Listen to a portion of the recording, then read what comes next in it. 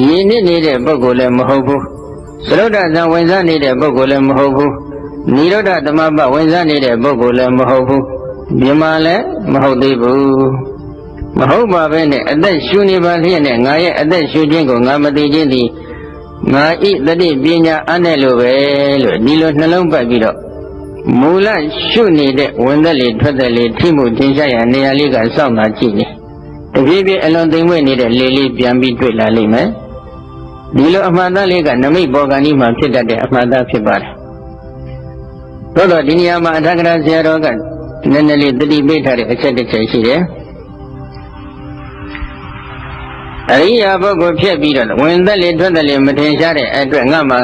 ကမ္မထအာယုံတော့ပျောက်သွားပြီကမ္မထအာယုံပျောက်ပြဲသွားတဲ့အတွက်ဆရာသမားတန်ချင်းကပ်ပြီးတော့ငါသွားမေးမယ်ဆိုပြီးတော့ကမ္မထထိုင်တဲ့နေရာကနေထထမသွားပါနဲ့ထသွားခဲ့ရင်ကမ္မထကအသစ်ဖြစ်နေလိမ့်မယ်အရိယာပုဂ္ဂိုလ်ဖြစ်ပြီးတော့ထသွားခဲ့တော့ကမ္မထနေသည့်အသစ်ဖြစ်လိမ့်မယ်လို့ဒီလိုပြောထားတယ်အဲ့ဒီပြောတတ်တဲ့စကားကဘာကိုဥတည်ပြီးပြောတယ်လို့မေးတော့အာနာပါနကမ္မထဝင်လေထွက်လေမထင်ရှားပဲနဲ့ပျောက်ပြဲသွားတဲ့ပုဂ္ဂိုလ်အတွက်ပြောတဲ့စကားပါကမ္မထတိုင်းအတွက်ပြောနေတဲ့စကားတခုတော့မဟုတ်ဘူးဒီတော့ယောဂီပုဂ္ဂိုလ်ကဘာဖြစ်လို့ဒီလိုကမ္မထအသစ်ဖြစ်နေရတယ်လို့မေးတော့ခုဟောခဲ့တဲ့အတိုင်းပဲပရမအရှိဒုတိယအတောတတိယအစအဆုံးသင်္ချာချသိအောင်ကြိုးစားပြီးတဲ့အခါလေးလေးသိမ့်မွေ့အောင်သိမ့်မွေ့စေရမယ်ဆိုတဲ့ဥဒိချက်ဖြင့်ဆက်ပြီးအသက်ရှူနေလိုက်ခဲ့ရင်ထိုယောဂီပုဂ္ဂိုလ်ရဲ့တဏ္ဍာမှာလေးကသိမ့်မွေ့ပြီးတော့တခါမထင်မရှားဖြစ်သွားတတ်ပြန်တယ်မထင်မရှားဖြစ်ပြီးတော့တခါပြန်ထသွားနောက်တခါပြန်ထိုင်ရင်လည်းဒီလိုပဲမထင်မရှားပြန်ပြီးဒီအဆင့်ရောက်ရင်ဖြစ်တတ်ပါတယ်အဲဒီတော့မတင်ရှားတိုင်းထပြီးသားသွားနေမယ်ဆိုလို့ရှိရင်ထိုပုဂ္ဂိုလ်ရဲ့တဏ္ဍာမှာနောက်ထပ်ပြန်ပြီးအသက်ထိုင်နေဒီနေရာကိုပြန်ရောက်နေမှာဖြစ်တဲ့အတွက်ကမ္မထန်တွေကအသက်သာဖြစ်နေမယ်ရှေ့တိုးတက်မှုမရှိတော့ဘူးလို့ဒီလိုဆိုထားတယ်အဲဒါကြောင့်ယောဂီပုဂ္ဂိုလ်ကဒီနေရာမှာနေရာကထမသွားပဲငါသည်အသက်ရှူတဲ့ပုဂ္ဂိုလ်သာဖြစ်တယ်အသက်မရှူတဲ့ပုဂ္ဂိုလ်ရဲ့အစဉ်မှာမပါဘူးလို့ဒီလိုနှလုံးပိုက်ပြီးတော့မိမိရဲ့ဝင်သက်လေထွက်သက်လေထိမှုထင်ရှားတဲ့နေရာလေးမှာသာစိတ်ကိုကတ်ထားပြီးစောင့်ကြည့်နေပါ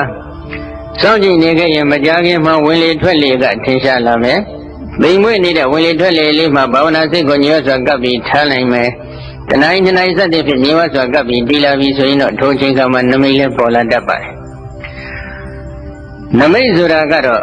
ဒီနေရာမှာဇံရဖို့ရန်အတွက်အခြေခံအကြောင်းရင်းတရားလေးလို့ဒီလိုဆိုလိုပါတယ်။အာနာပါနဇံရရှိဖို့ရန်အတွက်သူကအာရမဏပစ္စယတတ္တိအနေနဲ့ကျေစုပြုပေးနေတဲ့ပညာအာယုန်တစ်မျိုးဖြစ်ပါတယ်။ထိုနမိတ်ဒီပေါ်စမှများသောအဖြစ်မိကိုရောင်ကဲ့သို့မြင့်ထက်ရှိတတ်ပါတယ်။ဘုံတရံလေးတွေကအမျိုးမျိုးတော့ပြောင်းလဲတတ်ပါတယ်။ပြောင်းလဲပုံကိုဘုန်းကြီးပြီးတော့မှထပ်ပြီးပြောမယ်။ဒီတော့ဝင်သက်လေထွက်သက်လေအာယုန်မှာဘာဝနာစိတ်ကိုညှို့စွာကပ်ပြီးဒီနေအောင်ကြိုးစားရင်ကဒီကဲ့သို့နမိတ်ပေါ်လာရင်များသောအဖြစ်မိကိုရောင်ပေါ်တတ်တယ်။အဲဒီလိုမိခိုးရောင်ပေါ်တတ်တဲ့အချိန်ခါမှာဒီမိခိုးရောင်ကသွတ်ဖို့ဒီနမိတ်ကအဖြူရောင်ပေါ်မိခိုးရောင်ပေါ်ဘယ်လိုပဲပေါ်စမှများသောအဖြစ်မခိုင်ခန့်တတ်တဲ့သဘောရှိပါတယ်မခိုင်ခန့်တတ်တဲ့သဘောရှိခြင်းကြောင့်ဒီနမိတ်ခိုင်ခန့်သောအောင်ထိုယောဂီပုဂ္ဂိုလ်ကဘာလုပ်ရတယ်လဲမူလရှုနေကြဝင်လေထွက်လေကိုသာရှုနေရတယ်အဲဒီလိုရှုတဲ့အပိုင်းမှာယောဂီပုဂ္ဂိုလ်တော်ခမ်းများမှအခက်အခဲလေးတွေတူးနဲ့တူမတူကြဘူးကွဲပြားမှုလေးတွေတော့ရှိတတ်ပါတယ်တချို့ကအလင်းရောင်စပေါ်တယ်နမိတ်မပေါ်နမိတ်ကတတ်အလင်းရောင်ကတတ်ဖြစ်ပါတယ်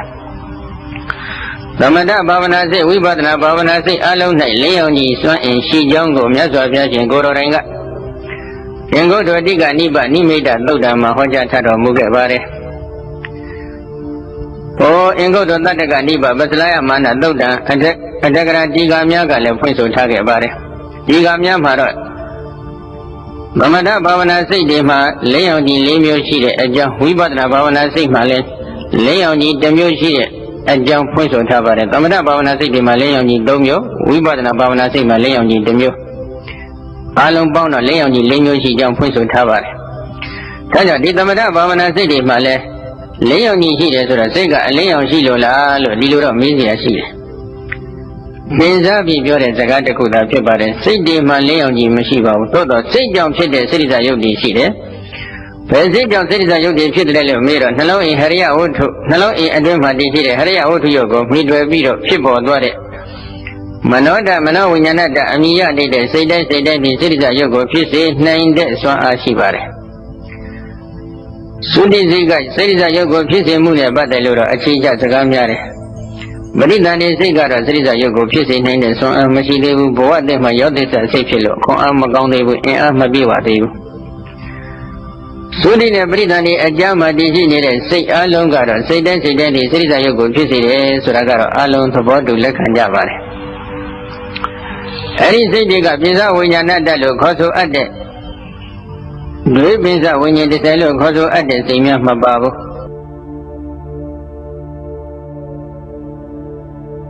နှလုံးအိမ်အတွင်းမှာတည်ရှိနေတဲ့ဟရိယဝတ္ထုရုပ်ကိုပြီးတော့ဖြစ်ပေါ်သွားတဲ့မနောတမနောဝိညာဏတ္တအမိရတဲ့စိတ်များကစိတ္တဇယုတ်ကိုဖြစ်စေနိုင်တဲ့စွမ်းအားရှိတယ်အဲဒီစိတ္တဇယုတ်တို့မြည်ဒီမှာစိတ္တဇယုတ်ကိုကာမဇယုတ်ဥဒ္ဒဇယုတ်အာရဇယုတ်တွေကိုယုတ်တိုင်းဒီကလပ်ခေါ်တဲ့အမုံလေးတွေအနေနဲ့ဖြစ်ပါတယ်တို့အမုံလေးတစ်ခုတစ်ခုကိုဓာတ်ခွက်ကြည့်လိုက်ရင်ပထဝီအာဘောတေဇောဝါယောအစင်အနတ်အယတာဩဇာဆိုပြီးအ ਨੇ ဆုံးအပြင်သဘောတရား၈ခုရှိပါတယ်ကိုပြောမနေတဲ့စိတ္တဇယုတ်မှာဆိုရင်သဘောတရား၈ခုတချို့ကာမဇယုတ်တွေမှာ9ခုတချို့ကာမဇယုတ်တွေမှာ10ခုအထိရှိတယ်အဲဒီတော့ဒီစိတ္တဇယုတ်တိုင်းမှာယုတ်ကလတိုင်းမှာဝဏ္ဏတခေါ်တဲ့ယူပါယုံပါတယ်အဲဒီယူပါယုံဒီအကြောင်းရင်းဖြစ်တဲ့စိတ်ကစွန့်အင်ထက်မြက်လာပြီဆိုရင်အလွန်တောက်ပါတယ်ဘာတုရအလွန်တောက်ပါတယ်လို့ဒီလိုဖွင့်ဆိုထားပါတယ်အကြောင်းရင်းဖြစ်တဲ့စိတ်ဒီသမထဘာဝနာစိတ်ဝိပဿနာဘာဝနာစိတ်တို့လို့စွန့်အင်ထက်မြက်ဆူရှနေတဲ့စိတ်ဖြစ်ခဲ့ရင်ထိုစိတ်ဒီစိတ္တဇယုတ်ကလစိတ်တစ်ခုတစ်ခုဒီစိတ္တဇယုတ်ကလပေါင်းများစွာကိုဖြစ်စေနိုင်တဲ့စွမ်းအားလည်းရှိတယ်စိတ္တဇယုတ်ကလတိုင်းမှာပါနေတဲ့ဝဏ္ဏတယူပါယုံတိုင်းဟာလည်းဘာတုရရူပအလွန်တောက်ပါတဲ့ယူပါယုံဖြစ်ပြန်တယ်စိတ္တဇယုတ်တွေကယုတ်ကလတစ်ခုနဲ့တစ်ခုပုတ်ချုပ်ချိခဲ့ပြီးဖြစ်ပေါ်နေတော့ကလတစ်ခုအတွင်းမှာတည်ရှိနေတဲ့အယောင်အလင်းနဲ့နောက်ထပ်ကလတ်တစ်ခုအတွင်းမှာတည်ရှိနေတဲ့အယောင်အလင်းတို့ဟာပုတ်ချုပ်ထိခဲ့ပြီးဖြစ်နေတဲ့အတွက်အယောင်အလင်းတစ်ဆက်တည်းလို့ထင်ရတယ်။ကိုတရားနာနေတဲ့ပရိသတ်တွေကောင်းမောကြည့်လိုက်ရင်မိကြောင်းကြီးတွေ့လိမ့်မယ်။ထိုမိကြောင်းရဲ့အယောင်ကိုတစ်ဆက်တည်းလို့ထင်ရတယ်လို့ပဲ။တကယ်တော့သိပ္ပံပညာနည်းနဲ့ပဲဖြစ်ဖြစ်ပေါ်လေဝိပဿနာဉာဏ်ပညာမျက်စိနဲ့ပဲဖြစ်ဖြစ်ဒီမိကြောင်းကိုလှမ်းပြီးကြည့်လိုက်တဲ့အချိန်ကမှတကယ်တစ်ဆက်တည်းဇက်တိုက်တောက်နေတာဟုတ်သလား။မဟုတ်ဘူးနော်။ရှင်းတဲ့တော့ဆက်ဆက်ပြီးဖြစ်ပေါ်သွားတဲ့ယုတ်တရားတွေကအလွန်လင်းများများဖြစ်ပြနေတဲ့အတွက်တစ်ဆက်တည်းလို့ထင်နေရတယ်တကယ်တော့တစ်ဆက်တည်းမဟုတ်ဘူးဒီပုံစံအတိုင်းပဲစိတ်တစ်ခုတစ်ခုဒီစိတ္တဇယုတ်ကလပေါင်းများစွာကိုဖြစ်စေနိုင်တဲ့စွမ်းအားရှိတော့မျက်စိတမေလျာဒီပြလို့ခေါ်ဆိုအပ်တဲ့အလွန်တိုတောင်းနေတဲ့အချိန်ကာလအတွင်းမှာပဲစိတ္တဇယုတ်ကလပေါင်းက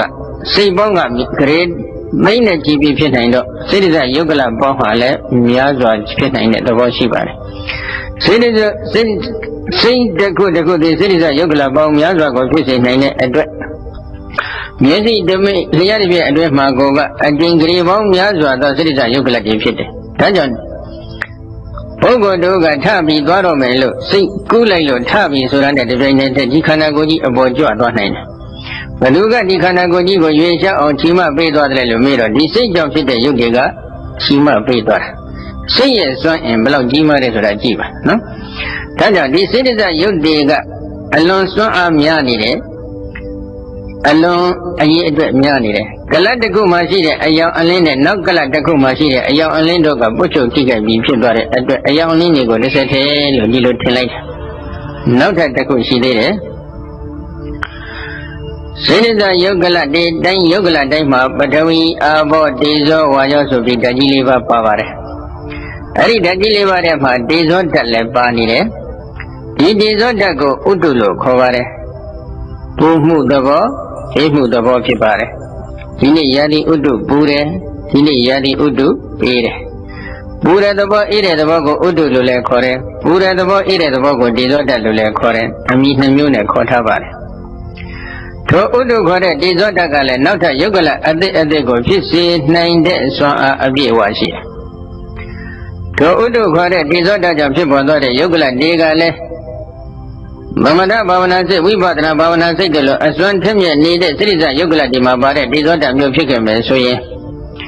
ဣဇဒတင်နာမကဗိဒအတိစိဒီဥဒိဇယုတ်ကလတိကိုပြန့်နှံ့တော့အောင်ဖြစ်ပေါ်စေနှိမ့်တဲ့စွမ်းအားရှိတယ်။အဲဒီလိုစွမ်းအားရှိခြင်းကြောင့်ဒီဥဒိဇယုတ်ကလတိုင်းမှာလဲဝဏ္ဏတခေါ်တဲ့ယူပါယုံတွေကကတ်လျက်ပါနေတယ်။ဒီဥဒိဇယုတ်တွေကိုတက်ခွဲလိုက်ရင်လဲပထဝီအာဘောဒီဇောဝါယောအစင်းအနတ်အယတာဩဇာဆိုပြီးသဘောတရားရှိခုပဲရှိပါတယ်အဲ့အစင်းကဝဏ္ဏတပဲယူပါယုံလို့လည်းခေါ်တယ်ထိုအစင်းလို့ခေါ်ဆိုနေတဲ့ဝဏ္ဏတယူပါယုံကလည်းတောက်ပါတယ်ဘာဘောအခြေတည်ပြီးတောက်ပါတယ်လို့မေးတော့သမထဘာဝနာစိတ်ဝိပဿနာဘာဝနာစိတ်တို့နဲ့ရှင်တွဲနေတဲ့ဉာဏ်ရဲ့အနုဘောစွမ်းအင်ကထက်မြက်ရင်ထက်မြက်သလိုအနုဘောစွမ်းအင်ကလျော့နဲ့နေမယ်ဆိုရင်လည်းလျော့နေသလိုအယောင်အလင်းကတောက်ပါပါတယ်အလွန်ထက်မြက်နေတဲ့သမထဘာဝနာစိတ်ဝိပဿနာဘာဝနာစိတ်ကြောင့်ဖြစ်ပေါ်သွားတဲ့စိရိဇယုတ်ဆိုစိရိဇယုတ်ကလတိုင်းမှာပါနေတဲ့ဒေသောတကြောင့်သင်္ကန်းဖြစ်ပေါ်သွားတဲ့ဥဒိဇယုတ်အဲဒီလိုစိရိဇယုတ်ဥဒိဇယုတ်မျိုးဖြစ်ခဲ့မယ်ဆိုရင်ထိုစိရိဇယုတ်ကလတိုင်းဥဒိဇယုတ်ကလတိုင်းမှာပါဝင်နေတဲ့ဝဏ္ဏတယူပါယုံသည်ဘာတုရရူပအလွန်ထက်မြက်တောက်ပါတယ်သမထဘာဝနာစိတ်ဝိပဿနာဘာဝနာစိတ်တို့နဲ့ရှင်တွဲနေတဲ့ဉာဏ်အာနုဘောကဘယ်အပေါ်မှီပြီးကြီးပွားရတယ်အာနုဘောကြီးရတယ်လို့မေးရင်တော့အကြောင်းနှစ်ချက်ရှိပါတယ်အကြောင်းတစ်ချက်ကတော့ပိဿုပန်အကြောင်းဖြစ်တယ်အကြောင်းတစ်ချက်ကတော့အတိတ်အကြောင်းဖြစ်ပါတယ်ပိဿုပန်အကြောင်းကဘာလဲလို့မေးတော့သမာဓိဘိက္ခဝေဘာဝေထသမာဟိတောဘိက္ခွေဘိက္ခုယတ္ထဗုဒ္ဓံပဇာနာတိခေတ္တယံတို့သမာဓိထူထောင်ကြသမာဓိရှိနေတဲ့ယဟန်တော်သည်ဟုတ်တိုင်းမှန်စွာသိတယ်မြင်တယ်သမာဟိတောယထာဗုဒ္ဓံဇာနာတိပတ္တိသမာဓိရှိနေတဲ့ယဟန်တော်သည်ဟုတ်တိုင်းမှန်စွာသိတယ်ဟုတ်တိုင်းမှန်စွာမြင်တယ်လို့ဒီလိုဘုရားဟောထားတယ်ဟောထားတဲ့အတွက်သမာဓိသည်ပညာဉာဏ်ဖြစ်ဖို့ရန်အတွက်ပဋ္ဌာနာအနိကဆုံးသောအကြောင်းတရားတစ်ခုဖြစ်တယ်လို့ဒီလိုလက္ခဏာရတ္တပိစုပရံပဋ္ဌာန်ပိုင်းမှာဖွင့်ဆိုထားပါတယ်ဒါကြောင့်ဒီသမာဓိသည်ပညာဉာဏ်ကြီးကျယ်ဖွံ့ဖြိုးရေးအတွက်ပညာဉာဏ်ထက်မြက်စုရှာရေးအတွက်အနိကဆုံးသောအကြောင်းတစ်ခုဖြစ်တယ်။ဒါကနီးတဲ့အကြောင်းဝေးတဲ့အကြောင်းကတော့အတိတ်ကစိတ်ပုထားတဲ့ပါရမီမျိုးစေ့အရှိန်အဝါဖြစ်ပါတယ်။ပညာပါရမီရင့်ကျက်ရေးအတွက်အတိတ်ကစိတ်ပုခဲ့တဲ့ပါရမီမျိုးစေ့အရှိန်အဝါတွေကအလွန်ထက်မြက်စုရှာခဲ့ရင်လည်းထိုဉာဏ်အနုဘော်တိကြီးပါတယ်။ဥပမာရှင်သာရိပုတ္တရာရဲ့ဉာဏ်မျိုးနဲ့အရှင်မမောက္ခလရဲ့ဉာဏ်အနုဘော်မတူကြဘူးအရှင်သာရိပုတ္တရာရှင်မမောက္ခလတို့ရဲ့ဉာဏ်အနုဘော်နဲ့ရှင်အနန္ဒာတို့ရဲ့ဉာဏ်အနုဘော်မတူကြဘူးအရှင်သာရိပုတ္တရာရှင်မမောက္ခလရှင်အနန္ဒာတို့ရဲ့ဉာဏ်အနုဘော်မျိုးနဲ့မဟာမန္တဝကတို့ရဲ့ဉာဏ်အနုဘော်မတူဘူးဘာမောအခြေတည်ပြီးကွဲပြားသွားတယ်လို့မေးတော့ဖြစ်ခြင်းစည်းပူခဲ့တဲ့ပါရမီမျိုးစေ့အပေါ်မှာမူတည်ပြီးတော့ကွဲပြားသွားပါတယ်ဒါကြောင့်အတိတ်ကစည်းပူခဲ့တဲ့ပါရမီမျိုးစေ့အချိန်ဝါတွေကြောင့်ကောင်းစွာစုပေါင်းပြီးဖြစ်ပေါ်လာတဲ့ဉာဏ်အနုဘော်သည်အတိတ်အကြောင်းတရားရဲ့စွမ်းအင်ကထက်မြက်ဆုရှာခဲ့ရင်ဉာဏ်အနုဘော်ဟာလည်းထက်မြက်ဆုရှာတယ်ဉာဏ်အနုဘော်ကကြီးရင်လည်းကြီးတယ်လို့ထိုအယောင်အလင်းမြတ်သည်ဉာဏ်နဲ့ရှင်တွဲနေတဲ့စိတ်စရိတ်ကြောင့်ဖြစ်ပေါ်သွားတဲ့အယောင်အလင်းမြတ်သည်အလွန်တောက်ပါတယ်ပြီးတော့သမာဓိကပိဿုပန်အနိကဆုံးအကြောင်းတရားအတိတ်ကပြည့်စုံပြုထောင်ခဲ့တဲ့ပါရမီမျိုးစေ့တွေကဝေးတဲ့အကြောင်းတရား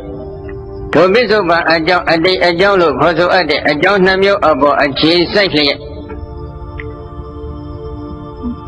ဉာဏ်အနုဘောကကြီးမားလာရတယ်ဉာဏ်အနုဘောကကြီးရင်ကြီးတယ်လို့ဉာဏ်အနုဘောကသိရင်လည်းသိတယ်လို့ထိုဉာဏ်နဲ့ရှင်တွဲနေတဲ့သမထဘာဝနာစိတ်ဝိပဿနာဘာဝနာစိတ်တို့ကြောင့်ဖြစ်ပေါ်လာရတဲ့စိရိဇယုတ်ထိုစိရိဇယုတ်တဲ့ကဒီဇောတဥဒ္ဓကြောင့်သင်္ကန်းဖြစ်ပွားလာရတဲ့ဥဒ္ဒဇယုတ်ထိုယုတ်တွေသိလည်းအလွန်တောက်တပါတယ်ဘာတုရရူပအလွန်တောက်ပါပါတယ်အဲဒီလိုတောက်ပါတဲ့အတွက်ကြောင့်ခုလိုဘာဝနာစိတ်ကဝင်လေထွက်လေအာယုံမှာညီဝစွာကပ်ပြီးတည်လာတဲ့အချိန်ခါမှာ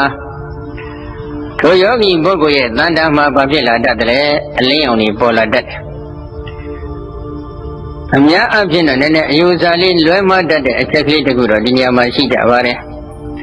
မိမိရှုပွားနေတဲ့ကမ္မထံဒီသမထဖြစ်တယ်ဝိပဿနာဖြစ်တယ်လို့သိသိမှုမရှိပဲဝိပဿနာဖြစ်တယ်လို့ပဲယူဆပြီးတော့တရားတစ်ခုကိုအထုတ်လိုက်တဲ့အချိန်ခါမှာအလင်းရောင်ပေါ်လာပြီဆိုရင်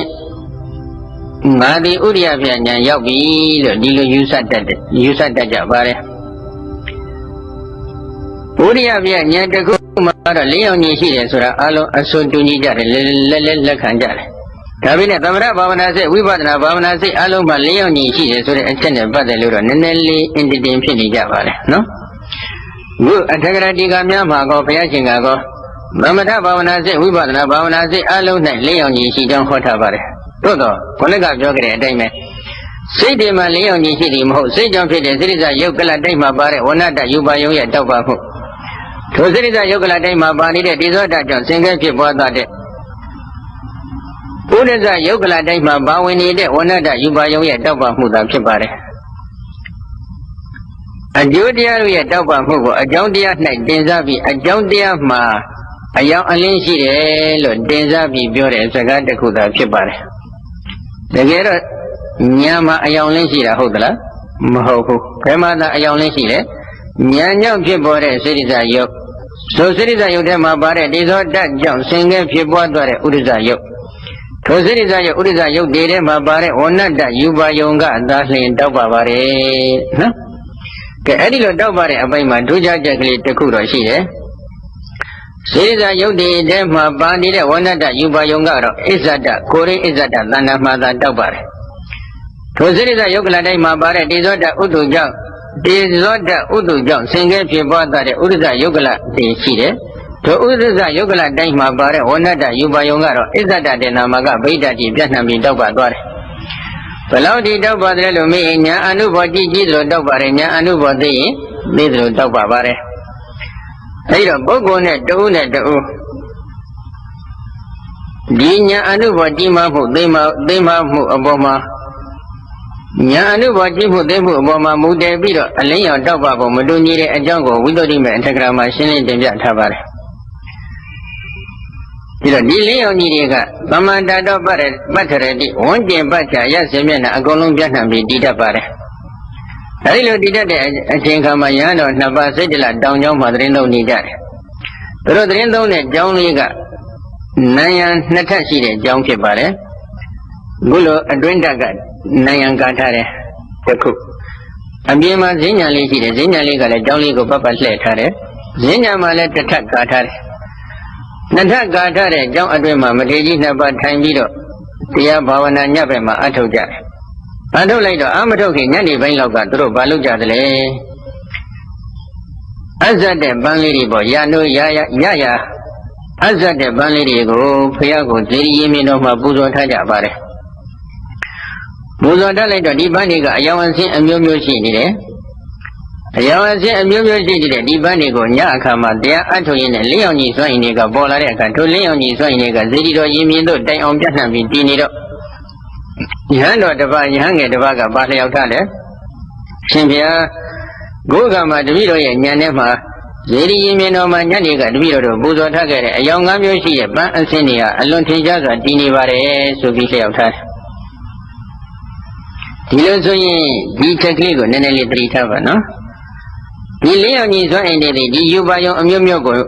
ဉာဏ်ရဲ့စွန့်ရင်အနုဘောအဖြစ်မြင်နိုင်သလားမမြင်နိုင်ဘူးလားလို့မေးရင်ဘယ်လိုဖြေမလဲမြင်နိုင်တယ်နော်ဒါသတိထားကြ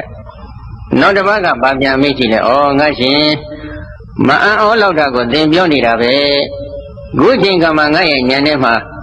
ဒီယူဇနာအခန့်ဝေးကွာနေတဲ့သမုဒ္ဒရာထဲမှာတည်ရှိတဲ့ငါးတွေလိတ်တွေဟာထင်ရှားရှားကြီးငါဉာဏ်ထဲမှာပေါ်နေတယ်ဆိုပြီးတော့ပြန်ပြီးတော့အမေးရှိတယ်ပြီးတော့ယဟန်တော်တစ်ပါးကဇေဒီကျောင်းဝင်းအတွင်းရှိတဲ့ဇေဒီရင်မြင်တော်မှာတည်ထားတဲ့ဗန်းတွေအထိသူ့လင်းရောင်ကြီးစွန့်ရင်တွေကပြန့်နှံ့ပြီးတည်နေတာကိုတွေ့ရတယ်ယဟန်တော်တစ်ပါးကျတော့သမုဒ္ဒရာထဲမှာတည်ရှိတဲ့ငါးတွေလိတ်တွေကိုမြင်နိုင်တဲ့အဆင့်အထိသူ့လင်းရောင်ကြီးစွန့်ရင်တွေကပြန့်နှံ့ပြီးတည်နေတာကိုတွေ့ရတယ်လင်းရောင်ကြီးစွန့်ရင်တွေတူနဲ့တူသလားမတူဘာဘောအခြေတည်ပြီးတော့ပွဲသွားတယ်အနိကဆုံးအကြောင်းကပိဿုပန်အကြောင်းကသမာဓိအပေါ်အခြေတည်တယ်ဝေးတဲ့အကြောင်းကတော့ပါရမီပေါ်မှာအခြေတည်ပါတယ်အဲဒီလိုအကြောင်းတရားတွေရဲ့ကွဲပြားမှုကြောင့်အကျိုးတရားတွေမှာလည်းဒုနဲ့ဒုတစ်ပါးနဲ့တစ်ပါးမတူကြဘူးကွဲပြားကြတယ်အဲဒီတော့ကွဲပြားသွားတဲ့အချိန်ကမှဒီလင်းအောင်ကြီးတွေကခေါင်းဆုံးစပြီးတော့အတိမပြုတတ်တဲ့ပုဂ္ဂိုလ်လည်းရှိတယ်လင်းအောင်ကြီးပေါ်လာပြီဆိုရင်ထိုလင်းအောင်ကြီးနောက်ကိုစိတ်မလိုက်ရဘူးလင်းအောင်ကြီးနောက်ကိုစိတ်မလိုက်ရဘူးတချို့ကြတော့နည်းနည်းလေးဒီပိဿုပန်မှာပဲပေါ့လေအလေးချင်းများလို့ဘုန်းကြီးကတော့ယူဆပါတယ်တချို့ကမျက်မှောင်နှစ်ခုရဲ့အကြား မျက်လုံးနှလုံးရဲ့အကြားမှာလာပြီးတော့ဒီလေးအောင်ကြီးကစုခဲပြီးအလုံးလိုက်ကြီးပေါ်တတ်တယ်စိတ်ကလည်းဒီနေရာမှာစိတ်စိုက်ထားရင်ပေါ်ပြီးငြိမ်တယ်လို့အယူရှိတဲ့ယောဂီများမှာများသောအားဖြင့်ပေါ်တာတွေ့ရပါတယ်အဲ့ဒီအချိန်ကမှဒီလေးအောင်ကြီးအတုံးခဲကြီးကတချို့တောက်ချူးကျဲခဲ့တော့ကြည်လင်တောက်ပါနေတဲ့အတုံးခဲကြီးဖြစ်နေတတ်ပြန်တယ်ဖြစ်နေတတ်တဲ့အချိန်ကမှတချို့ယောဂီပုဂ္ဂိုလ်တွေကဒါကိုအာနာပါနနမိတ်လို့ယူဆတတ်တယ်ယူဆပြီးတော့အဲ့ဒီမှာဘာဝနာစိတ်ကိုညှောစွာကပ်ပြီးထားလိုက်ရင်လည်းအထိုက်လျောက်တော့ကပ်ပါတယ်သို့တော့ပြဿနာတစ်ခုကဘာပေါ်လာတယ်အဲ့ဒီမှာကြာရှည်စွာစိတ်ကိုစိုက်ထားလိုက်ရင်တဖြည်းဖြည်းရက်ကြာလာတဲ့အချိန်ကမှမျက်ရိုးတွေကိုက်လာတတ်တယ်မျက်ခုံးတွေကိုက်လာတတ်တယ်မျက်လုံးတွေကိုက်လာတတ်တယ်မျက်ရည်တွေတဖြည်းဖြည်းစီးပြီးကျလာတတ်တယ်နောက်တော့အစိတ်မခံနိုင်ဖြစ်တတ်တယ်သမာဓိကတဖြည်းဖြည်းလျော့ကျသွားတတ်တယ်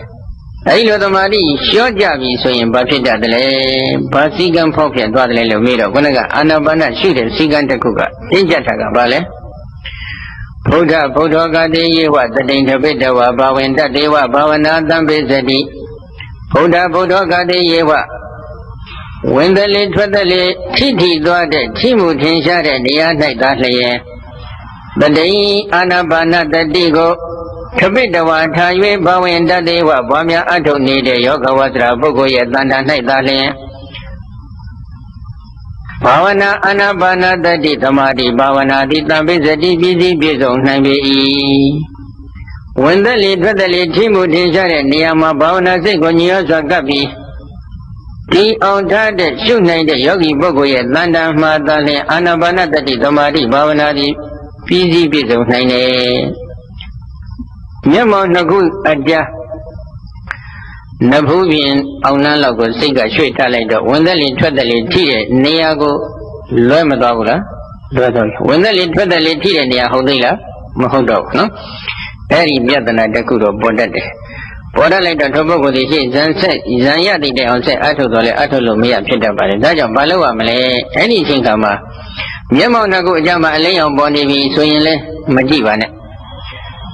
မျက်စိရှိတဲ့မှာနမိတ်တွေကပေါ်နေတယ်ဆိုလည်းမကြည့်နာတိပြရဲ့ရှိတလဲမခန့်နှလဲမခန့်တပေကနှစ်ပေကကွာတဲ့နေရာမှာနမိတ်တွေပေါ်နေမယ်အလင်းရောင်တွေပေါ်နေမယ်ဆိုလည်းမကြည့်ပါနဲ့ဘာကိုသာကြည့်ရမလဲ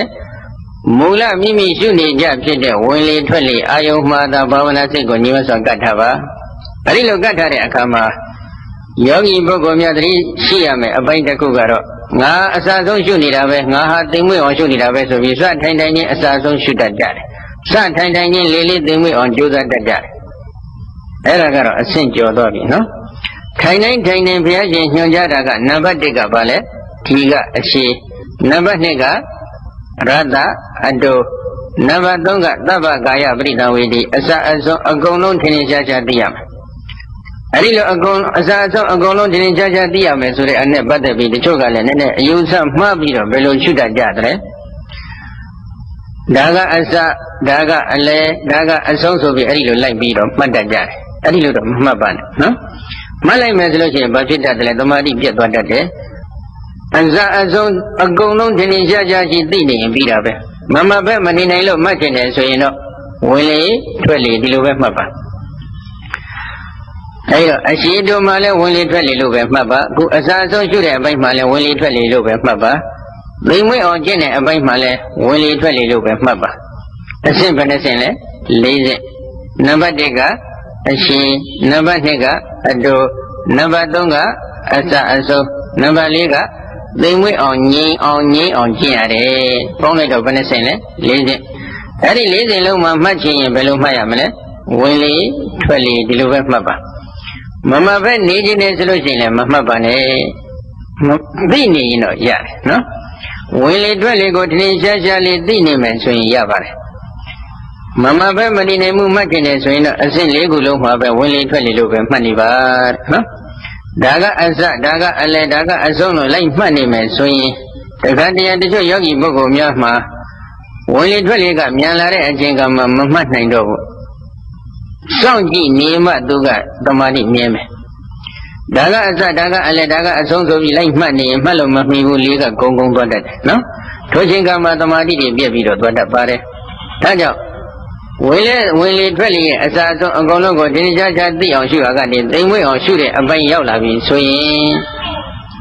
ဝင်သက်လေထွက်သက်လေထိမှုထင်ရှားတဲ့နေရာကိုဘာဝနာစိတ်ကညီမစွာကတ်တာထားပါထိမှုထင်ရှားတဲ့နေရာကနေပြီးတော့မရွေ့ပါစေနဲ့ထိမှုထင်ရှားတဲ့နေရာမှသာစိတ်ကလေးကပ်ပြီးတော့ထားအဲဒီလိုတရားကနေနမိတ်ကစပြီးပေါ်လာရင်ခုနကပြောခဲ့တဲ့အတိုင်းမိခိုးရောင်စပြီးများသောအဖြစ်ပေါ်တတ်ပါတယ်များသောအဖြစ်လို့သာပြောတာပါအတိတ်ကဒီအာနာပါနကမ္မဋ္ဌာန်းနဲ့ပတ်သက်လို့ဇိဖုထားတဲ့ယောဂီများကိုစမ်းစစ်ကြည့်လိုက်တဲ့အခါသူတေသနာပြုကြည့်လိုက်တဲ့အချိန်ခါမှာတချို့ကမိခိုးရောင်ကိုခဏလေးလောက်တွေ့လိုက်ပြီးတော့အဖြူရောင်ကူးသွားတတ်တယ်အဖြူရောင်မှလည်းခဏလေးတွေ့ပြီးတော့အလွန်ကြည်လင်တောက်ပနေတဲ့တောက်ရှုကျဲခဲ့တဲ့ကြည်လင်တောက်ပတဲ့ပြိပကနမိတ်ဘက်ကိုအချိန်အနည်းငယ်အတွင်းမှာကူးသွားတာတွေ့ရပါတယ်ဒါကတော့အတိတ်ကဇိဖုထားတဲ့ပါရမီအရှင်ဝါကြောင့်လို့ယူဆရတယ်ဒီတော့အတိတ်ကဇိဖုထားတဲ့ပါရမီအရှင်ဝါကအပြောင်းနေတဲ့သူတော်ကောင်းများဖြစ်ခဲ့မယ်ဆိုလို့ရှိရင်တော့မိခိုးရောင်မှနည်းနည်းလေးကြာတတ်တယ်တထိုင်နှစ်ထိုင်တရက်နှစ်ရက်စသည်ဖြင့်ကြာနေတတ်တယ်ပေါ်လိုက်ပြောက်လိုက်လည်းရှိတတ်ပါတယ်နမိတ်ကမခိုင်ခံပဲရှိတတ်တယ်နမိတ်ကဝေးကွာတော့လဲဝေးကွာနေတတ်ပါတယ်နမိတ်ကဝေးကွာနေခဲ့ရင်ဝေးကွာတဲ့နမိတ်မှာဘာဝနာစိတ်ကိုသွားပြီးကတ်လိုက်ရင်နမိတ်ဒီပျောက်ပျောက်သွားတတ်တယ်အကမခံပဲရှိတတ်တယ်ဒါကြောင့်နမိတ်ကထိမှုထင်ရှားတဲ့နေရာကနေခဝေးဝေးတလက်မှဖြစ်စေနှစ်လက်မှဖြစ်စေတစ်ထွားဖြစ်စေနှစ်ထွားဖြစ်စေစသည်ဖြင့်ဝေးကွာတဲ့နေရာမှာပေါ်နေခဲ့ရင်သွားမကပ်ပါနဲ့မဂတိဝင်လေထွက်လေကိုပဲရှုနေပါရှုနေခဲ့ရင်ဘာဖြစ်လာမလဲဝင်သက်လေထွက်သက်လေဒီပင်နမိတ်ဒီပင်ဝင်သက်လေထွက်သက်လေလေနဲ့နမိတ်တသားတည်းဖြစ်သွားလိမ့်အဲဒီလိုတသားတည်းဖြစ်သွားပြီဆိုလို့ရှိရင်တော့လေကိုရှုနေရင်နမိတ်ကိုရှုမိရတာဖြစ်နေလိမ့်မယ်နမိတ်ကိုရှုလိုက်ရင်လည်းလေကိုရှုမိရတာဖြစ်နေလိမ့်မယ်နမိတ်ကလည်းတဖြည်းဖြည်းခိုင်ကလာတတ်တယ်နမိတ်ဒီတဏှာကြီးလောက်ခိုင်ပြီဆိုလို့ရှိရင်ဘာဝနာစိတ်ဒီနမိတ်မှာကပ်ပြီးနေတတ်ပါတယ်မကပ်ခဲ့တော့နမိတ်ကလည်းတဏှာကြီးခန့်လောက်နိုင်ဝက်ခန့်လောက်ခိုင်လာပြီဆိုလို့ရှိရင်တော့ထိုနမိတ်မှာပြောင်းပြီးစိတ်ကိုကတ်ထားရတယ်ကတ်တဲ့နေရာမှာနမိတ်ကထိမှုထင်ရှားတဲ့နေရာနဲ့အနိကဆုံးနေရာသို့မဟုတ်ထိမှုထင်ရှားတဲ့နေရာမှာပဲကတ်ထားပါကတ်တဲ့အချိန်ခါမှာနမိတ်အပေါ်မှာစိတ်ကိုကပ်ပြီးဆိုရင်ပဂတိဝင်သက်လေထွက်သက်လေကိုပြန်ပြီးတော့အာယုံမယူပါနဲ့ဝင်သက်လေထွက်သက်လေကိုအာယုံယူလိုက်နမိတ်ကိုအာယုံယူလိုက်အဲ့ဒီတော့နှစ်ခုမပြောင်းနဲ့ပြောင်းလိုက်ပြီဆိုလို့ရှိရင်ဘာဝနာစိတ်ကဟိုဘက်ပြောင်းလိုက်ဒီဘက်ပြောင်းလိုက်ပြောင်းနေတဲ့အတွက်မငြိမ်မသက်ဖြစ်ပြီးတော့တမာတိပြပြသွားတတ်ပါတယ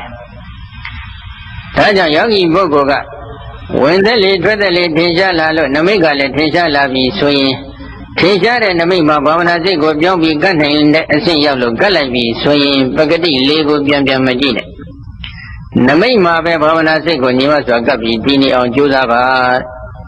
ါအဲဒီလိုကြိုးစားလိုက်ခဲ့တော့တနာရီနှစ်နာရီခန့်လောက်ဘာဝနာစိတ်ကညီမစွာကပ်ပြီးတည်လာပြီဆိုလို့ရှိရင်တော့ထိုနမိတ်ဒီဝါခွမ်းဆိုင်ကဲ့သို့ဆွတ်ဖြူလာလိမ့်မယ်ဆွတ်ဖြူနေတဲ့နမိတ်ထဲမှာစိတ်ကလေးထက်တာဒါကအဖြူပဲလို့သွားနှလုံးမသွင်းလိုက်နဲ့နှလုံးသွင်းလိုက်ရင်ကတိုင်းဘက်သို့ကုသွားတတ်တယ်ကတိုင်းကုလိုက်တော့ကုလို့ရသလားဆိုတော့အာနာပါနဒီကတိုင်းကုလို့ရတဲ့ကမ္မထာနဲ့မှမပါဘူးမပါခြင်းကြောင့်ကတိုင်းလည်းမဖြစ်အာနာပါနလည်းမဖြစ်ဟိုမရောက်ဒီမရောက်ဖြစ်နေတတ်ပါတယ်အဲဒါကြောင့်အဖြူရောင်ကိုနှလုံးမသွင်းပဲဒီပေါ်လာတဲ့အဖြူရောင်နမိတ်ထဲမှာပဲဘာဝနာစိတ်ကိုသွင်းထားလိုက်တယ်တိတ္တာထဲမှာတော့မဟုတ်ဖန်ခွက်ထဲမှာရေထည့်ထားပြီးရေထဲမှာကြောက်ခဲလေးတစ်လုံးနှစ်ထားသလိုဒီနမိတ်ထဲမှာဘာဝနာစိတ်ကလေးကိုငြိမ်နေအောင်ကတ်နေအောင်နှစ်တာထားလိုက်ပါငြိမ်နေအောင်သာကြိုးစားနေပါသို့တော့ဒီနမိတ်ဒီအဖြူနဲ့ခုလိုမိခိုးရောင်ပဲပေါ်သလားတခြားအယောင်တွေကမပေါ်ဘူးလားလို့မေးရင်ပေါ်တတ်ပါတယ်နော်နမိတ်မှာပုံသဏ္ဍာန်ကြည့်လိုက်မယ်ဆိုလို့ရှိရင်လည်းပုံသဏ္ဍာန်တွေကအမျိုးမျိုးပေါ်တတ်တယ်တချို့ကဆင်းဆွဲလို့တချို့ကြတော့အချီလို့အရှိလိုက်ကြည့်ပေါ်နေတတ်တယ်တချို့ကြတော့လည်းဖန်ချောင်းကဲ့သို့အခုလိုမိချောင်းကဲ့လို့အချောင်းလိုက်ကြည့်အရှိလိုက်ကြည့်ပေါ်နေတတ်တယ်တချို့ကြတော့လည်းလလို့နေလို့အဝိုင်းကြီးပေါ်နေတတ်ပါတယ်တချို့ကြတော့လည်းဗရမ ्या လုံးကဲ့သို့အနီရောင်တွေလာပြီးပေါ်တတ်တယ်တချို့ကြတော့လည်းအပြာရောင်တွေလာပြီးတော့ပေါ်တတ်ပါတယ်ဘာဖြစ်လို့ဒီကမ္မဋ္ဌာန်းတစ်ခုတည်းကအခုလိုနမိတ်အမျိုးမျိုးပေါ်နေရတယ်လို့မေးတော့သိဉ္ဇာဘာဝနာတင်ညာကွဲပြားနေတဲ့အတွက်ကြောင့်ဒီလိုနမိတ်တွေကွဲပြားနေရခြင်းဖြစ်တယ်ဆိုပြီးရှင်းလင်းတင်ပြထားပါတယ်ဘာဝနာတင်ညာဆိုတာကဘာလဲလို့မေးရင်တော့ဝိသုဒ္ဓိမေမဟာဒီကဆရာတော်ကရှင်းလင်းတင်ပြထားပါတယ်အာနာပါနနမိတ်ကလေးမပေါ်မီမှာဒီလိုနမိတ်ကလေးပေါ်ရင်ကောင်းမယ်ဆိုတဲ့အမှတ်တင်ညာလေးကိုဘာဝနာတင်ညာလို့ခေါ်တယ်အဲ့ဒီဘာဝနာတင်ညာပြောင်းလဲသွားရင်နမိတ်တွေပြောင်းလဲသွားတတ်တယ်ဒီနေရာမှာစိတ်မကစားမိဖို့အလွန်အရေးကြီးပါတယ် ကယ်၍စိတ်ကစားနေမယ်ဆိုလို့ရှိရင်စိတ်ကစားတိုင်းနမိတ်ဒီပြောင်းလဲသွားတတ်တဲ့သဘောရှိပါတယ်ဘုန်းကြီးကနေ့နေစဉ်သင်္ခါကတက္ကတိတယောက်ရဲ့အတွေ့အကြုံလေးကိုဘုန်းကြီးနှစ်ဖန်ကြမှာထပ်ပြီးပြောမယ်ဒီနေ့ညတော့နိုင်ကစီတော်မှာမို့လို့ထိုအကြောင်းကိုမပြောတော့ဘူးကဲဒီတော့ဒီနမိတ်ကလေးမှာစိတ်ကပြောင်းလဲသွားရင်နမိတ်တွေပြောင်းလဲသွားတတ်တဲ့သဘောရှိခြင်းကြောင့်ယောဂီသူတော်ကောင်းကဘာလုပ်ရမလဲထိုနမိတ်အာယုန်ထဲမှာဘာဝနာစိတ်ကလေးကိုနှစ်သာထားလိုက်ပါနှစ်တာလို့တဏှာကြီးနှစ်နာရီစတဲ့ဖြင့်နေဝစွာကပ်ပြီးပြီးလာပြီဆိုရင်တော့သမာဓိစွာရင်ထက်လာပြီထက်လာတဲ့အချိန်ကမှထိုနမိတ်ဒီအလွန်ကြည်လင်တောက်ပနေတဲ့နမိတ်အစဉ်တော့ပြောင်းသွားတတ်ပါတယ်သောရှုကျဲတောက်ကြကျဲကဲ့သို့အလွန်ကြည်လင်တောက်ပနေတဲ့နမိတ်ဘက်ကိုကူးသွားပြီဆိုလို့ရှိရင်တော့ထိုပုဂ္ဂိုလ်ဒီထိုအချိန်ကမှဇန်အင်္ဂါတွေကိုဆင်ញင်ကြည့်မယ်ဆိုရင်လွယ်လွယ်ကူကူနဲ့ဆင်ញင်လို့ရနိုင်တဲ့စွမ်းအားတော့ပေါ်လာပြီတဲ့နော်သို့တော့အဲ့ဒီအပိုင်းကတော့ဒီနေ့ညပြောလို့မမီနိုင်တဲ့အတွက်နတ်ဖန်ညကြမှာပဲစေုံစစ်စစ်ဘုန်းကြီးထပ်ပြောပါမယ်ခုဒီညကတော့အဲ့ဒီနမိတ်ကိုခိုင်အောင်လေ့ကျင့်တဲ့နည်းစနစ်ကလေးကိုပဲနည်းနည်းထပ်ပြီးပြောမယ်ဒီနမိတ်ကိုခိုင်အောင်ဘယ်လိုလေ့ကျင့်ရမလဲလို့မေးရင်တော့အဲ့ဒီနမိတ်ထဲမှာဘာဝနာစိတ်ကလေးကိုညှို့စွာကပ်ပြီးဒီနေ့အောင်သာကြိုးစားရပါတယ်ဘာဝနာစိတ်ကလေးကိုဒီနမိတ်ထဲမှာနှစ်သာထားလိုက်နှစ်သာနမိတ်ကရှင်းနေမယ်ဆိုရင်ဘယ်နဲ့လုံးမလဲလို့မေးတော့ထိမှုထင်ရှားတဲ့နေရာနဲ့အနိကဆုံးနေရာမှသာစိတ်ကလေးကပ်ပြီးထားလိုက်နမိတ်ကရှင်းခြင်းလဲရှင်းပါစေရှင်းတဲ့နောက်ကိုစိတ်ကလျှောက်လိုက်မနေနဲ့လိုက်နေခဲ့လို့ရှိရင်သမာဓိပြတ်ပြီးတော့နမိတ်ကပျောက်သွားတတ်ပါတယ်ဘာဝနာစိတ်ကလေးကိုဒီနမိတ်ထဲမှာနှစ်ပြီးထားလိုက်မယ်ဆိုလို့ရှိရင်တဏှာယိခတဏှာယိခမြေဝတ်စွာကပ်ပြီးတည်လာတဲ့အပိုင်းမှာထိုစိတ်သည်ထိုဘာဝနာစိတ်သည်အလွန်ငြိမ်သက်တဲ့ဘာဝနာစိတ်တစ်မျိုးဖြစ်လာမယ်အဲဒီလိုဖြစ်လာတဲ့အချိန်ခါမှာဘာဖြစ်တယ်လဲဝိသုဒ္ဓိမေအထက်ကရာမှာပဋိသင်္မိတာမဲ့ပါဠိတော်မှာလာရှိတဲ့ဂါထာလေးတွေကိုကိုးကားပြီးဒီဘက်မှာဆုံးဖြတ်ထားပါတယ်ဘယ်လိုဆုံးဖြတ်ထားလဲနိမိတ်တအတ္တတပတ္တတအနာရမဏမေကစိတ်တတနိမိတ်တအတ္တတပတ္တတအနာရမဏမေကစိတ်တတအဇာနာတောတယောဓမေဘာဝနာနုပလပတိနမိတ်ကအတ္တတရဲ့ပတ္တတရဲ့ပေါင်းလိုက်တော့ဘယ်နှခုလဲ၃ခုအဲ့ဒီ၃ခုကိုဝက်ွယ်ပြပြမသိခဲ့ရင်အာနာပါနတတိသမာဓိဘာဝနာကိုဘယ်လိုမှမရနိုင်ဘူးဒီဘက်ကဘယ်ပိုင်းပြောတယ်လို့မေးတော့ခုဘုန်းကြီးပြောနေတဲ့အလွန်ကြည်လင်တောက်ပနေတဲ့နမိတ်ကလေးကိုပဋိဘာကနမိတ်ခေါ်ပါတယ်အဲ့ဒီပဋိဘာကနမိတ်မပေါ်မီခြေပိုင်းမှာဖြူနေတဲ့နမိတ်ကိုတော့ဆွတ်ဆွတ်ဝါခွားဆန်ခဲ့တော့ဆွတ်ဆွတ်ဖြူနေတဲ့နမိတ်ကိုတော့ဩဃနမိတ်လို့ခေါ်ပါတယ်အဲ့ဒီဩဃနမိတ်မရောက်ခင်မိကိုရောင်ခဲ့တော့ညစ်ထထအယောင်အစင်ရှိနေတဲ့နမိတ်ကိုတော့ပရိကမ္မနမိတ်လို့ခေါ်ပါတယ်နမိတ်ဘယ်နှမျိုးလဲ၃မျိုးအဲ့ဒီနမိတ်၃မျိုးမပေါ်မီခြေပိုင်းမှာဝင်လေကိုသိတဲ့စိတ်ကတစ်ခုထွက်လေကိုသိတဲ့စိတ်ကတစ်ခုနာတိပြတော့မို့အထက်နှုတ်ခမ်းဆိုတဲ့နမိတ်ကတစ်ခုအဲ့ဒီနာတိပြတော့မို့အထက်နှုတ်ခမ်းဆိုတဲ့နမိတ်နဲ့ဝင်လေကိုလည်းသိပြင်သိနိုင်တယ်တွဲတဲ့သိလို့ရတယ်နာတိပြတော့မို့အထက်နှုတ်ခမ်းဆိုတဲ့နမိတ်နဲ့ထွက်လေကိုတွဲတဲ့သိခြင်းလည်းသိလို့ရတယ်အာနာပါနနမိတ်မပေါ်မီမှာထိုဝင်သက်လေထွက်သက်လေသည်တစ်ခုတည်းသောစိတ်ရဲ့အာယုံဘယ်လိုမှမဖြစ်နိုင်ဘူးအဲ့ဒီနမိတ်အထက်နှုတ်ခမ်းသုံးဖို့နှာတိပြဆိုတဲ့နမိတ်ဝင်လေထွက်လေဒီသုံးခုကိုတော့မသိခဲ့ရင်လည်းဘယ်လိုမှအာနာပါနတတိသမာဓိဘာဝနာမပြည့်စုံနိုင်ဘူးလို့ဒီလိုဖွင့်ဆိုထားတယ်နောက်တစ်ခုပြောင်းပြန်လှမ်းပြီးတော့ဘယ်လိုဖွင့်လဲနိမိတ်တအတ္တတပတ္တတအနာရမဏမေကစိတ်တဇာနာတောသတယောဓမေဘာဝနာဥပလပတိနိမိတ်အတ္တတပတ္တတဒီသုံးခုတည်းတစ်ခုတည်းသောစိတ်ရဲ့အာယုံကတော့မဟုတ်ပါဘူးဒါပေမဲ့လို့အဲ့ဒီတရား၃ပါးကိုတစ်ခုတည်းသောစိတ်နဲ့မသိခဲ့ဘူးဆိုရင်အာနာပါနတတိသမာဓိဘာဝနာသည်မပြည့်စုံမပြည့်စုံနိုင်ဘူးဆိုပြီးဒီလိုဖွင့်ထားတယ်အဲ့ဒီအပိုင်းကတော့ခုဒီနမိတ်ပေါ်တဲ့အပိုင်းကိုပြောနေတာပါဒီတော့ခုနကအလွန်ကြည်လင်တောက်ပါတဲ့ဥက္ကပဋိဘာကနမိတ်အထိကူးသွားပြီဆိုကြစို့အလွန်ကြည်လင်တောက်ပါနေတဲ့ဒီပဋိဘာကနမိတ်အာယုန်ထဲမှာဘာဝနာစိတ်ကိုနှိမ့်ထားလိုက်တဲ့အချိန်ခါမှာထိုယောဂီသူတော်ကောင်းကဒီပဋိဘာကနမိတ်ဒီဘာလဲလို့မေးရင်ဝင်သက်လေထွက်သက်လေကိုရှုနေတဲ့သမာဓိဘာဝနာရဲ့စွမ်းအင်ကြောင့်ဖြစ်ပေါ်လာရတဲ့နမိတ်ဖြစ်ခြင်းကြောင့်ထိုနမိတ်ကိုလည်းဝင်သက်လေထွက်သက်လေအတ္တတပတ္တတလို့ပဲခေါ်တယ်ဆိုပြီးမဟာဒီကရှင်းထားတယ်ဒီတော့ဒီအပိုင်းရောက်လာပြီဆိုလို့ရှိရင် နမိတ်ဆိုတာလဲဒီကြည်လင်တောက်ပနေတဲ့ပฏิဘာကနမိတ်ပဲဝင်လေဆိုတာလဲဒီကြည်လင်တောက်ပနေတဲ့ပฏิဘာကနမိတ်ပဲ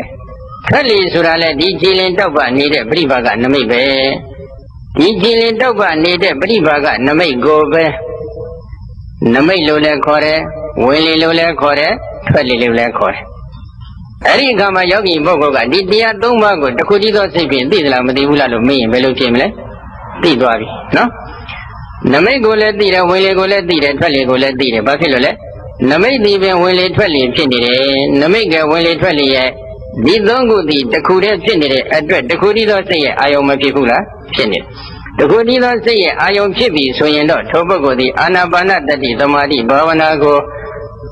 ရရှိနိုင်ပါတယ်အာနာပါနတတိသမာဓိဘာဝနာဒီပြီးစီးပြည့်စုံလာနိုင်ပါတယ်ဆိုပြီးတော့ဒီလိုပဋိသင်္မိတာမဲ့ပါဠိတော်မှာဟောထားပါတယ်နော်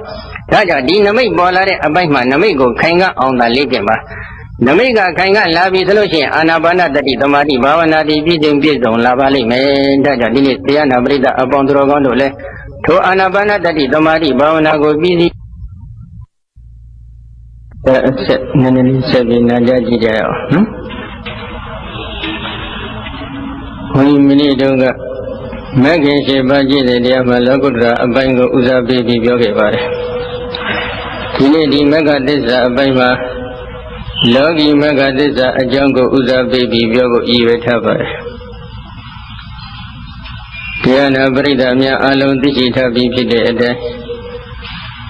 ဘုရားရှင်ဒီမဂ္ဂသစ္စာအမိရတဲ့မဂ္ဂင်တရားကို၈ပါးနိဗ္ဗာန်သို့ရောက်ကြောင်းကျင့်စဉ်အဖြစ်နဲ့ဟောကြားပြတာဆွဆုံးမှထတော်မူခဲ့ပါတယ်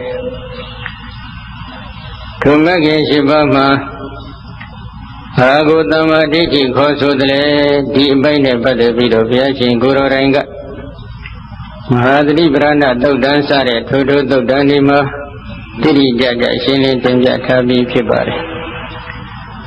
မဟာသတိပဋ္ဌာန်သုတ်တန်းမှာကတမသဘိကဝေသမ္မာဒိဋ္ဌိ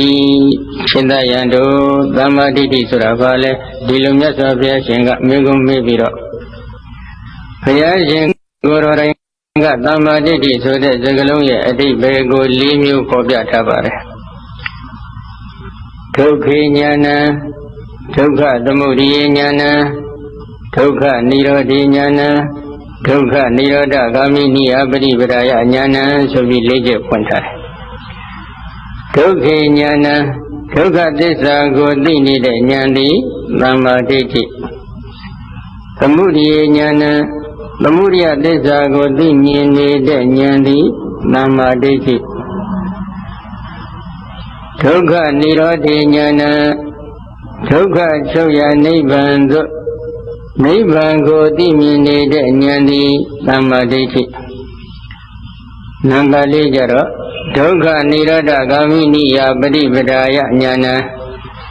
ဒုက္ခချုပ်ရာနိဗ္ဗာန်သို့ရောက်ကြောင်းကျင့်စဉ်ဟုခေါ်ဆိုအပ်သောမဂ္ဂသစ္စာကိုသိနေသောဉာဏ်သည်သမ္မာဒိဋ္ဌိဆိုပြီးဒီလိုသမ္မာဒိဋ္ဌိ၄မျိုးဖော်ပြထားပါတယ်ဒီသမ္မာဒိဋ္ဌိ၄မျိုးကိုသတုသစ္စာသမ္မာဒိဋ္ဌိလို့ခေါ်ပါတယ်သမ္မာဒိဋ္ဌိဟူသမျှသည်ဒီသတုသစ္စာသမ္မာဒိဋ္ဌိအမိရတဲ့သမ္မာဒိဋ္ဌိကိုလာပြီးအလုံးဥတိုက်လျက်ရှိပါတယ်သမ္မာဒိဋ္ဌိအလုံးသည်သတုသစ္စာသမ္မာဒိဋ္ဌိနဲ့အလုံးအကျုံးဝင်ပြီးဖြစ်တယ်ပြီးတော့ဒုက္ခသစ္စာကိုသိနေတဲ့ဉာဏ်သည်သမ္မာဒိဋ္ဌိလို့ဘုရားရှင်ကဟောလိုက်တော့ဘာကိုဒုက္ခသစ္စာခေါ်ပါတယ်လဲဆိုတဲ့ဒီမေကွန်းတစ်ခုပေါ်လာတယ်ဓမ္မစကြာစအရှိတဲ့ထိုဒေသနာတော်များမှာဘုရားရှင်ကဒီဒုက္ခသစ္စာရဲ့အဓိပ္ပာယ်ကိုပြည့်ပြည့်စုံစုံရှင်းလင်းတင်ပြထားပြီးဖြစ်ပါတယ်မဟာသတိပဋ္ဌာန်သုတ်တံမှာလည်းရှင်းလင်းတင်ပြထားပါတယ်အကျဉ်းချုပ်အပြင်ပြောမယ်ဆိုရင်သံခိတ်ဒေနပိစုပါရနဲ့ခန္ဓာဒုက္ခဆိုတဲ့အတိုင်းဥပါဒာနဲ့ခန္ဓာ၅ပါးသည်ဒုက္ခသစ္စာတရားဖြစ်ကြပါတယ်။ဘာရိယဥပါဒာနဲ့ခန္ဓာလဲလို့မေးတော့ရူပပါဒာနဲ့ခန္ဓာဝေဒနုပါဒာနဲ့ခန္ဓာသင်ညုပါဒာနဲ့ခန္ဓာသင်္ခါရုပါဒာနဲ့ခန္ဓာဝိညာဏုပါဒာနဲ့ခန္ဓာဆိုပြီးဥပါဒာနဲ့ခန္ဓာ၅ပါးဘုရားဟောထားပါတယ်။ဘာကိုရူပပါဒနဲ့ခန္ဓာခေါ်တယ်လဲဆိုတဲ့ဒီဘိုင်းနဲ့ပတ်သက်လို့လည်းဘုရားရှင်ကိုယ်တော်တိုင်က ခန္ဓာဝကတန်ရုပ်ပါဠိတော်ခန္ဓာသုတ်တံမှာရှင်းလင်းတင်ပြထားပါတယ်ယံကိစီရူပတိဒါနဂတပိစုပ္ပနာဣဇတဝဗိဒဝဩလာရိကဝဒုက္ခမဝဟိနဝပဏိတဝယံတုရေတံတိခေဝသတောဥပါဒတိယယံဥစ္စတိရူပပါဒနဲ့ခန္ဓာအာသောတရား၄ပါးတို့ရဲ့အာယုယူရာ30ပုံနယ်မြေအတွင်းမှာတည်ရှိနေတဲ့တဏှာဒိဋ္ဌိတို့ဖြင့်ငါဟာလို့ဆွဲလန်းယူစရာဖြစ်နေတဲ့အတိတ်ယုတ်တရားပိဿုပန်ယုတ်တရားအနာဂတ်ယုတ်တရားဣဇဒယုတ်တရားဗိဒယုတ်တရားဩလာရိကလို့ခေါ်တဲ့ယုံရင်ကြမ်းတမ်းတဲ့ယုတ်တရားဒုက္ခမလို့ခေါ်ဆိုအပ်တဲ့သိမွေးနုညံ့တဲ့ယုတ်တရားဟိနလို့ခေါ်ဆိုအပ်တဲ့ယုတ်ညံ့တဲ့ယုတ်တရားပဏိဒလို့ခေါ်ဆိုအပ်တဲ့မောမြတ်တဲ့ယုတ်တရားဒုရလို့ခေါ်ဆိုအပ်တဲ့ရှုနေတဲ့ယောဂဝဆရာပုဂ္ဂိုလ်ရဲ့အသိဉာဏ်နဲ့ဝေးကွာတဲ့ယုတ်တရားမန္တိကလို့ခေါ်ဆိုအပ်တဲ့ရှုနေတဲ့ယောဂဝဆရာပုဂ္ဂိုလ်ရဲ့အသိဉာဏ်နဲ့နိကနေတဲ့ယုတ်တရားဆိုပြီးအာလုံ11မျိုးသောအချင်းအဖြစ်တည်ရှိနေသည့်ယုတ်တရားအစုအပုံသည်ရူပပါဒနဲ့ခန္ဓာမြည်တယ်ဒီလိုဘုရားဟောထားတယ်ဒီတော့ရူပပါဒနဲ့ခန္ဓာကိုအတူတူအဖြစ်ရူပခန္ဓာဆိုပြီးခေါ်ဆိုပါတယ်ယုတ်တရားအစုအပုံလို့ဆိုလိုတယ်ဘာယုတ်တရားတွေစုပုံထားတယ်လို့မေးတော့အတိတ်ယုတ်တရားပိဿုပန်ယုတ်တရားအနာဂတ်ယုတ်တရားဣဇဒယုတ်တရားဗိဒယုတ်တရားဩလာရိကဒုက္ခမဟိနပဏိဒဒုရတန္တိကလို့ခေါ်ဆိုအပ်တဲ့ယုတ်တရားပေါင်းလိုက်တော့11မျိုး11မျိုးသောအချင်းအဖြစ်ဒီနေတဲ့ယုတ်တရားအပေါင်းအစုတွေဘယ်လိုအပေါင်းစုလဲလို့မြည်တော့30ပုံအတွင်းမှာတည်ရှိတယ်ကာမသဝဘောဟသဝဒိဋ္ဌသဝဝိဇ္ဇာသဝဆိုတဲ့အာသောတရား၄ပါးတို့ရဲ့အာယုံယူရနယ်မြေ30ပုံအတွင်းမှာတည်ရှိပြီးတော့တဏှာဒိဋ္ဌိတို့ဖြင့်ငါဟာလို့ဆွဲလန်းဆုံးကင်စရာဖြစ်နေတဲ့11မျိုးသောအချင်းအဖြစ်ဒီနေသည့်ထိုယုတ်တရားအစုပုံတွေရူပပါဒနဲ့ခန္ဓာမြည်တယ်အလားရူပဝေဒနာ11မျိုးသောအချင်းအဖြစ်ဒီနေတဲ့ဝေဒနာအစုပုံ11မျိုးသောအချင်းအဖြစ်ဒီနေတဲ့သင်ညာတရားအစုပုံ11မျိုးသောအချင်းအဖြစ်ဒီနေတဲ့စေတသိက်သင်္ခါရတရားအစုပုံ11မျိုးသောအချင်းအဖြစ်ဒီရှိနေတဲ့အသိစိတ်ဝိညာဉ်တရားအစုအပုံဆိုပြီးတရားအစုအပုံ5မျိုးအဲဒီအစုပုံ5မျိုးကိုဥပါဒနဲ့ခန္ဓာလို့ခေါ်ပါတယ်ထိုဥပါဒနဲ့ခန္ဓာ5ပါးကိုထိုးထွင်းသိမြင်နေတဲ့ဉာဏ်သည်သမ္မာဒိဋ္ဌိဒီလိုဘုရားဟောထားတယ်မဂ္ဂင်7ပါးကျင့်စဉ်တရားတွေကိုနိဗ္ဗာန်မဂ္ဂင်7ပါးကျင့်စဉ်တရားကိုနိဗ္ဗာန်ရောက်ကြောင်းကျင့်စဉ်အဖြစ်လက်ခံနိုင်တယ်ဆိုရင်မဂ္ဂင်7ပါးစုံညီမှလည်းနိဗ္ဗာန်ကိုရမယ်ဆိုတာလက်ခံနိုင်တယ်ဆိုရင်ယောဂဝဆရပုဂ္ဂိုလ်သည်ထို11မျိုးသောအချင်းအဖြစ်ဒီနေတဲ့ဥပါဒနဲ့ခန္ဓာ5ပါးအမြင်ရနေတဲ့ဒုက္ခသစ္စာတရားကိုသိရှိတဲ့သမ္မာဒိဋ္ဌိဉာဏ်ရရှိအောင်ကြိုးစားအထောက်အမှာဖြစ်ပါတယ်ဒီလိုကြိုးစားအထောက်တဲ့အပိုင်းမှာဘယ်လောက်ကြာကြာအထောက်ရမလဲလို့ဒီမေကွန်းခဏခဏမေးကြပါတယ်ဘုန်းကြီးတို့ကတော့ဒီမေကွန်းဖြေဖို့နည်းနည်းလေးခက်ခဲဘာကြောင့်ခက်ခဲတယ်လဲလို့မေးရင်တော့ဘုရားရှင်လက်ထက်တော်အချိန်ခါကတရားအထုတ်သွားကြတဲ့သူတော်ကောင်းတွေကိုပြန်ကြည့်လိုက်တဲ့အချိန်ခါမှာဒီနေ့တည်းရဲ့တဏှာနဲ့မြအထုတ်ရုံနဲ့ဒီသစ္စာလေးပါးကိုထိုးထွင်းသိမြင်သွားတဲ့သူတော်ကောင်းတွေရှိကြသလိုရေပေါင်းများစွာလပေါင်းများစွာအထုတ်မှသစ္စာလေးပါးကိုသိရှိခွင့်ရတဲ့သူတော်ကောင်းတွေလည်းရှိကြတယ်။နေပေါင်းများစွာကြည်ကြံကြုတ်ကိုပွားများအထုတ်ပါမှသစ္စာလေးပါးကိုသိရှိခွင့်ရတဲ့သူတော်ကောင်းတွေလည်းရှိကြပါတယ်။ဘုရားရှင်လက်ထက်တော်ရကပုဂ္ဂိုလ်30တနည်းအားဖြင့်အထက်စားပုဂ္ဂိုလ်အလတ်စားပုဂ္ဂိုလ်အညံစားပုဂ္ဂိုလ်ဆိုပြီး3မျိုး3စားရှိခဲ့သည့်အတွက်ဒီနေ့ခေတ်မှာလည်းဒီလိုပုဂ္ဂိုလ်3မျိုး3စားရှိလိမ့်မယ်ဆိုတာကတော့ခံမှန်းလို့ရပါတယ်နော်ဉာဏ်ပညာထက်မြက်နေတဲ့သူတော်ကောင်းတွေအဖို့လွယ်ကူတော်လဲဉာဏ်ပညာအလဲအလတ်တန်းစားတာရှိတဲ့သူတော်ကောင်းတွေအတွက်တော့အလဲအလတ်အချိန်ပေးရမယ်သဘောရှိတယ်ဉာဏ်ပညာတော်လေးနှုံနေတဲ့သူတော်ကောင်းဖြစ်ခဲ့မယ်ဆိုရင်တော့အချိန်တော်တော်များများကြီးပေးရမယ်သဘောတော့ရှိပါတယ်ဒါကြောင့်နိဗ္ဗာန်ရောက်ကြောင်းကျင့်စဉ်ကိုကျင့်တဲ့အပိုင်းတွေမှာအချိန်ဘယ်လောက်ကြာမလဲဆိုတဲ့မေးခွန်းနဲ့ပတ်သက်လို့ဖြေဆိုဖို့ရန်ကတော့အတိအကျမဖြေလို့မရတဲ့သဘောရှိပါတယ်ဒီပရိသတ်ထဲမှာလည်းတချို့ယောဂီများပါကြပါတယ်ရပောင်း40ခန့်လောက်နဲ့ဝိပဿနာပိုင်းကိုကြည်ကြည်နဲ့လဲ ရောက်ရှိသွားတဲ့သူတော်ကောင်းတွေလည်းဒီထဲမှာရှိကြပါတယ်လာပေါင်းသူတော်ကြာကြာနှစ်ပေါင်းသူတော်ကြာကြာအထုံးမှဝိပဿနာပိုင်းသို့ရောက်ရှိသွားတဲ့သူတော်ကောင်းတွေလည်းရှိကြပါတယ်ဒါကြောင့်မိမိတို့ရဲ့ရှိဖို့ထားတဲ့ပါရမီအရှင်အဝါအပေါ်မူတည်ပြီးတော့ဒီအတိတ်နာကပြစ္ဆုတ်ပန်စသည်ဖြင့်တစ်ဆက်တစ်မျိုးသောအခြင်းအဖြစ်တည်နေတဲ့ဥပါဒနဲ့ခန္ဓာ၅ပါးဒုက္ခသစ္စာတရားတွေကိုထိုးထွင်းသိမြင်တဲ့ဉာဏ်ဤဘယ်လောက်ကြာမယ်ဆိုတာအတိအကျမပြောနိုင်တဲ့သဘောရှိပါတယ်ထိုသစ္စာ၄ပါးကိုထိုးထွင်းမသိခဲ့ရင်နိဗ္ဗာန်ရမရဆိုတာမနေ့ကရှင်းလင်းတင်ပြခဲ့ပြီးဖြစ်ပါတယ်ဒီဒုက္ခသစ္စာအမြင်ရနေတဲ့တစ်စိတ်တစ်မျိုးသောအကျင့်အဖြစ်တည်ရှိနေတဲ့ဥပါဒနဲ့ခန္ဓာ၅ပါးဒုက္ခသစ္စာတရားတွေကိုသမ္မာဒိဋ္ဌိဉာဏ်ဖြင့်ကိုယ်တိုင်မျက်မှောက်ထွန်းဖောက်မသိခဲ့ရင်အရိယာမဉ္ဇဉ်ဘုံဉာဏ်နိဗ္ဗာန်ကိုဘယ်တော့မှမရနိုင်ဘူးသန္တရာဝစီရဲ့ဒုက္ခဘယ်လိုမှမကုန်ဆုံးနိုင်ဘူးဆိုဘုရားရှင်ကိုရောတိုင်းကအတိအကျဟောထားပြီးဖြစ်ပါတယ်သန္တရာဝစီရဲ့ဒုက္ခကြီးကုန်ဆုံးခြင်းနဲ့တော်ကောင်းမှန်ရင်ဒီဒုက္ခသစ္စာကိုပရမရှိဥစွာသိအောင်ကြိုးစားအထောက်အပါတယ်ဒီဒုက္ခသစ္စာကိုသိရှိနေတဲ့ဉာဏ်သည်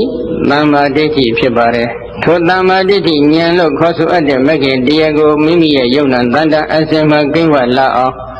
ဒီနည်းအပြင်ဝိပဿနာဉာဏ်မိမိရဲ့ယုံနာတန်တာအစင်မှကင်းဝလာအောင်ကြိုးစားရမှာဖြစ်တယ်ထိုသမ္မာဒိဋ္ဌိဉာဏ်ကိုရရှိပြီးတဲ့သူတော်ကောင်းကနောက်တစ်ဆင့်တက်ပြီးတော့ဘာလို့ရမလဲလို့မေးတော့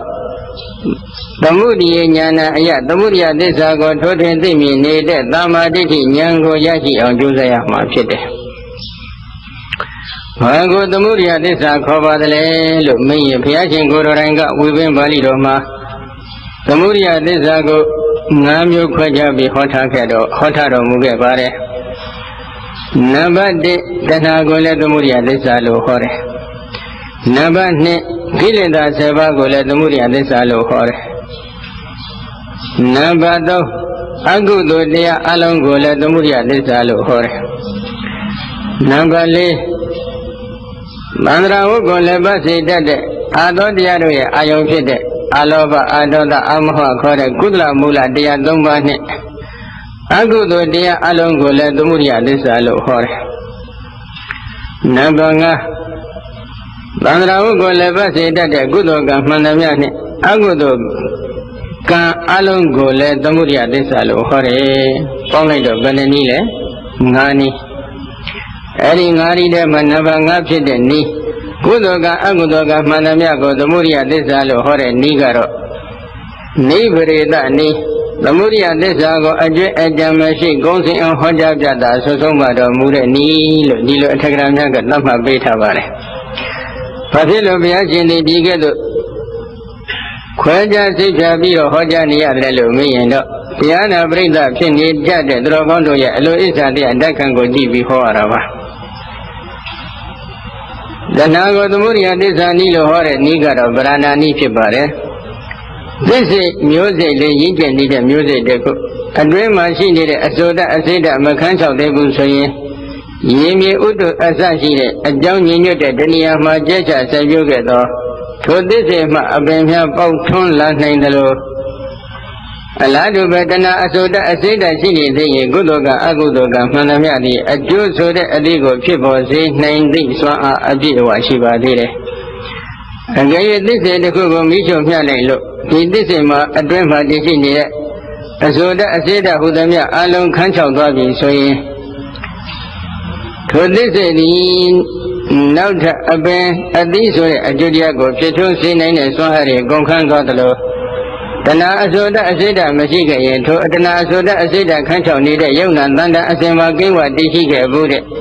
ကုသိုလ်ကအကုသိုလ်ကမှန်သမျှသည်တဏှာအစိုးရအစိတ်ဆိုတဲ့အဖို့တဟဲကိုမရရှိတဲ့အတွက်နောက်ထပ်တစ်ဖန်အကျိုးကိုဖြစ်ထွန်းစေနိုင်တဲ့စွမ်းအားမရှိတော့ဘူးဒုက္ခသစ္စာအမြင်ရနေတဲ့ဥပါဒณะခန္ဓာ၅ပါးယုတ်တရားနံတရားတွေကိုဖြစ်ပေါ်စေနိုင်တဲ့စွမ်းအင်တွေအလုံးကုန်ခန်းသွားတယ်။ဒါကြောင့်ဒုက္ခသစ္စာကိုဖြစ်စေတတ်သည့်နေရာမှာတဏှာသည်အဓိကပြဋ္ဌာန်းတဲ့ပဓာနအကြောင်းတရားတစ်ခုဖြစ်နေသည့်အတွက်တဏှာကိုလည်းသမုဒိယသစ္စာလို့ဘုရားရှင်ဟောကြားပြတာဆွဆုံးမှပြတော်မူပါတယ်။သို့သောဒီတဏှာသည်တဏှာတစ်ခုတည်းဖြစ်နိုင်သည်မဟုတ်တ တဏှာနဲ့ရှင်တွဲပြီးတော့အဝိဇ္ဇာလည်းပါရမယ်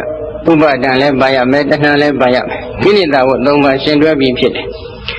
အဝိဇ္ဇာတဏှာဥပါဒံဥဆောင်နေတဲ့ကိလေသာတွေရှင်တွဲပြီးဖြစ်တယ်ဆိုရင်အဝိဇ္ဇာတဏှာဥပါဒံမပါတဲ့ကိလေသာဆိုတာကမရှိနိုင်တဲ့အတွက်ကိလေသာ10ပါးလုံးကိုလည်းသမုဒိယလိစ္ဆာလို့ဒီလိုဘုရားရှင်